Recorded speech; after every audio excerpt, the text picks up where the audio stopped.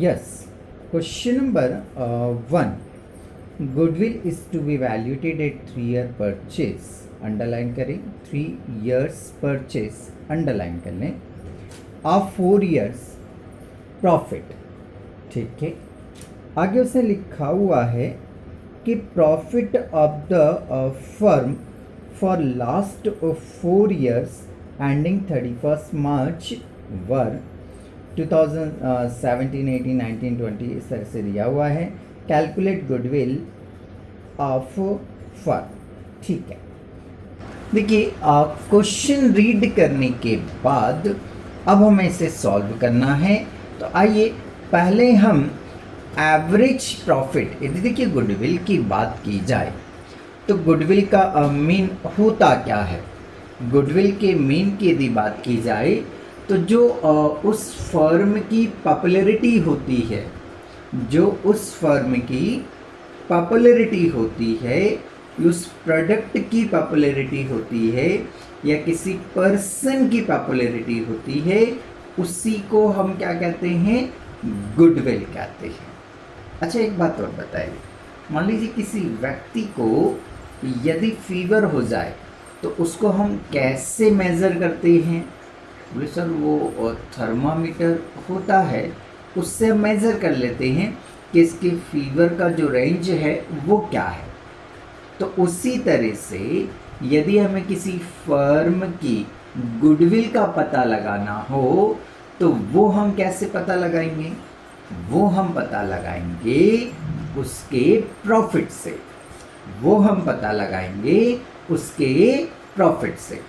Profit से हमें पता चलता है कि उस फर्म में गुडविल है, नहीं है, ज़्यादा है या कम है. तो प्रॉफिट एक बेस होता है गुडविल की कैलकुलेशन करने के लिए. ठीक है.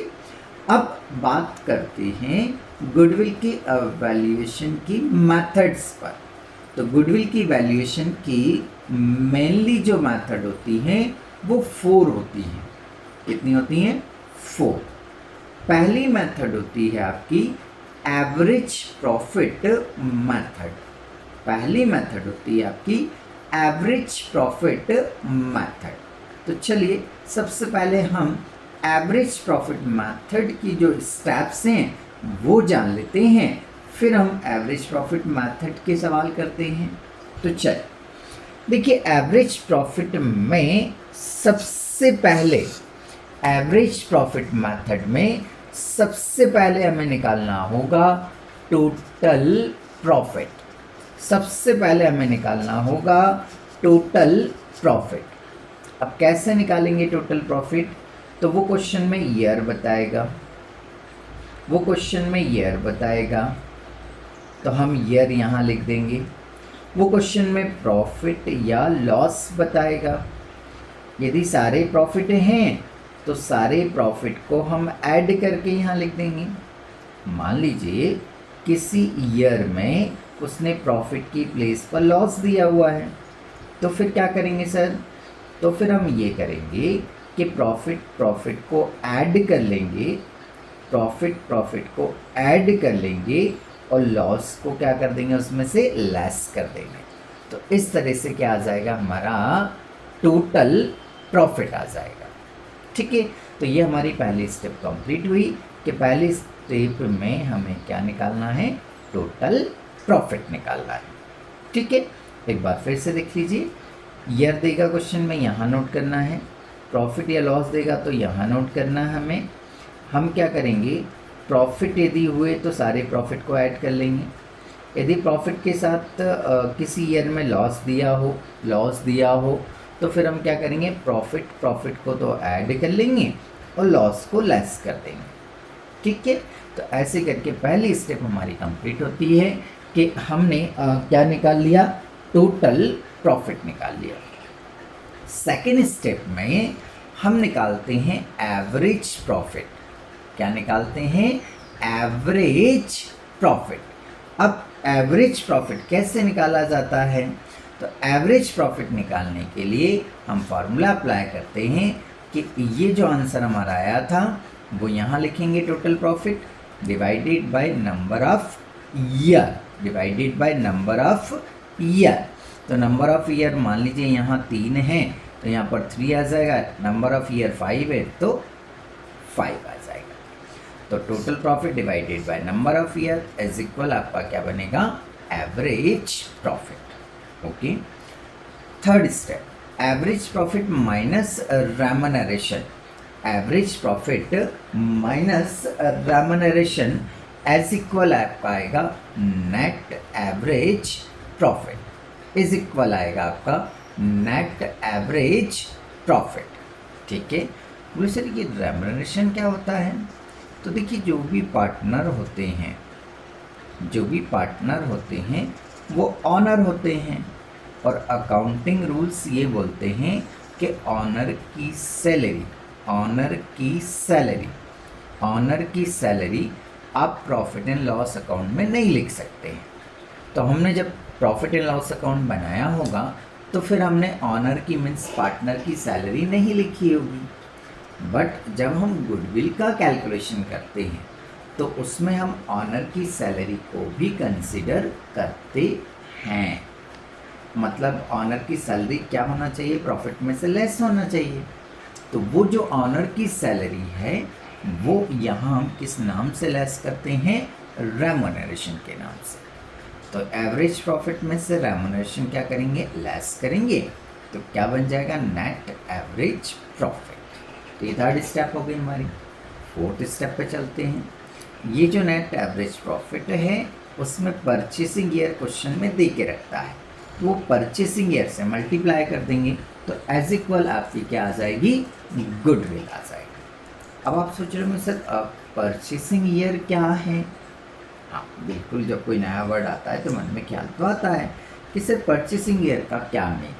तो देखिए क्या होता है, मान लीजिए मैंने किसी बिजनेस को 10 साल पहले इस्टेब्लिश किया था, मुझे बिजनेस को इस्टेब्लिश किए 10 ईयर हो चुके हैं। ओके, तो क्या ऐसा हुआ होगा क्या फर्स्ट ईयर जैसे ही मैंने बिजनेस इस्टेब्लिश किया मेरा बिजनेस बहुत अच्छा चलने लग गया हो, बहुत सारे लोग को कस्टमर मेरे पास आने लग गए हों, मेरी सेल उसी साल से बढ़ने लग गई हो, अच्छी सेल होने लग गई हो, अच्छा प्रॉफिट होने लग गया हो, क्या ये पॉसिबल है? तो जवाब आता है सर ऐसा जनरली संभव नहीं होता है। जनरली होता ये है कि जो हमारा बिजनेस होता है उसे एस्टैब्लिश करने में 5-6 साल लग जाते हैं। तो 10 ईयर में से 5 to 6 ईयर तो उसे अरेंज करने में, एस्टैब्लिश करने में लग गए हमें। आफ्टर 6 ईयर वो बिज़नेस अच्छी तरह से ग्रोथ करने लग गया, लोग हमारे प्रोडक्ट को जानने लग गए, ऑटोमेटिकली परचेस करने लग गए। तो 7th वाले ईयर से हमारी गुडविल क्रिएट होना स्टार्ट हो गई।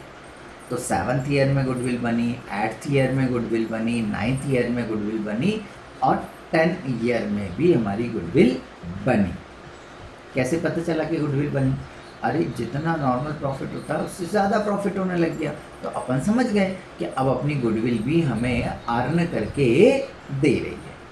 तो उन 10 ईयर में से गुडविल का क्रिएशन कितने ईयर से हुआ है? तो लास्ट 4 ईयर से ही हुआ है। तो ये जो लास्ट 4 ईयर में गुडविल क्रिएट होना स्टार्ट हुई है, ये लास्ट 4 ईयर में जो गुडविल क्रिएट होना स्टार्ट हुई है वो कहलाएगा आपका परचेसिंग ईयर कहलाएगा। क्लियर हो गया परचेसिंग ईयर? क्या क्वेश्चन में आपको देके रखेगा तो कोई टेंशन वाली बात भी नहीं है। तो हम क्या करेंगे, ये नेट एवरेज प्रॉफिट यहाँ लिखेंगे, इसमें परचेसिंग ईयर क्वेश्चन में देके रखेगा, मल्टीप्लाई करेंगे तो क्या आ जाएगी, आपकी गुडविल आ जाएगी। इसका फॉर्मेट समझने के बाद हम इसे सॉल्व करते हैं। तो आइए सबसे पहले हमें इसका निकालना है टोटल प्रॉफिट। तो उसके लिए हमने एक टेबल बना ली जिसमें हमने 2 कॉलम रखे हैं, एक ईयर का कॉलम रखा है और एक प्रॉफिट या लॉस का कॉलम हमने रख लिया। अभी प्रॉफिट ही है इसलिए हमने डायरेक्ट क्या लिख दिया, प्रॉफिट लिख दिया। क्वेश्चन में देखिए जो ईयर दिए हैं वो आपको नोट डाउन करने हैं। अभी मैं उन ईयर की प्लेस पर 1, 2, 3, 4 मैं सीरियल नंबर नोट कर रहा हूँ, आपको रियल में एग्जाम में ईयर ही लिखने हैं, ठीक है। जैसे 2017 है तो 2017 लिखेंगे, 2018 लिखेंगे, इस तरह से लिखेंगे हम, ठीक। नेक्स्ट पढ़ें आगे हम क्या लिखा हुआ उसने क्वेश्चन में दिए हुए हैं प्रॉफिट। फर्स्ट ईयर का जो प्रॉफिट है वो है आपका 12,000, ये लिख दिया। सेकेंड ईयर का जो प्रॉफिट है वो है आपका 18,000, ये लिख दिया। थर्ड ईयर का जो प्रॉफिट है वो है आपका 16,000, ये नोट कर दिया। बहुत इजी है क्वेश्चन को करना। नेक्स्ट ईयर आपका करंट ईयर का प्रॉफिट है 14,000, तो ये 14,000 लिख दिया आपने, ओके। ये जो 4 ईयर के प्रॉफिट हैं इनकी टोटल लगा लें हम, तो चलिए टोटल लगाते हैं हम। 0 0 0, 10 और 10 20 का 20 का 0, 4 2 6, ये 60,000। तो ये क्या बना हमारा, ये क्या बनेगा हमारा टोटल प्रॉफिट, ये क्या बनेगा हमारा टोटल प्रॉफिट आ गया ये, ठीक है। फिर हमने देखा था जैसे ही हमारा टोटल प्रॉफिट का स्टेप कंप्लीट होगा वहीं से हमारा उसी अमाउंट से हमारा अगला फार्मूला बन जाएगा। तो अगला फार्मूला क्या है हमारा, total profit divided by number of year. तो टोटल प्रॉफिट कितना है हमारा 60,000, ये नोट कर दिया हमने 60,000, ठीक है। नंबर ऑफ ईयर कितने हैं आपके 4, तो 60,000 को 4 से डिवाइड करेंगे, मीन्स कितना आ रहा है आपका 15,000 रुपीज़ आ रहा है, ये लिख दिया हमने 15,000, ओके। अब हम क्या करेंगे, ये 15,000 यहाँ एवरेज प्रॉफिट में लिखेंगे, माइनस कोई रेम्यूनरेशन क्वेश्चन में है नहीं, तो यही का यही हमारा क्या हो गया, नेट एवरेज प्रॉफिट हो गया। ये जो नेट एवरेज प्रॉफिट है वो हम यहाँ अगली स्टेप में नोट कर लेंगे। मल्टीप्लाई क्या करना आपको, परचेसिंग ईयर। क्वेश्चन में देखिए उसने परचेसिंग ईयर जो बोले हैं वो 3 ईयर परचेस बोला है। क्या लिखा हुआ है, 3 ईयर परचेस, 3 से मल्टीप्लाई करेंगे एज इक्वल आपका गुडविल का अमाउंट आ जाएगा 45,000। तो यहाँ आकर आपका ये क्वेश्चन क्या हो जाता है, कंप्लीट हो जाता है। यदि आपको वीडियो बहुत अच्छा लगा हो तो इस वीडियो को लाइक जरूर कर देवें। लाइक करने के बाद में इसको शेयर करें यदि पसंद आया, ताकि आपको पसंद आया तो दूसरों को भी पसंद आए। देन जो रेड कलर का सब्सक्राइब का बटन होता है उसे प्रेस कर दें, साथ ही जो बेल आइकन होता है घंटी वाला बटन उसको भी प्रेस कर दें, ताकि नए नए नोटिफिकेशन आपको मिलते रहें। साथ ही इस वीडियो के बारे में आप कमेंट्स जरूर दें कि ये वीडियो आपको अच्छा लगा या नहीं लगा। Thank you for watching.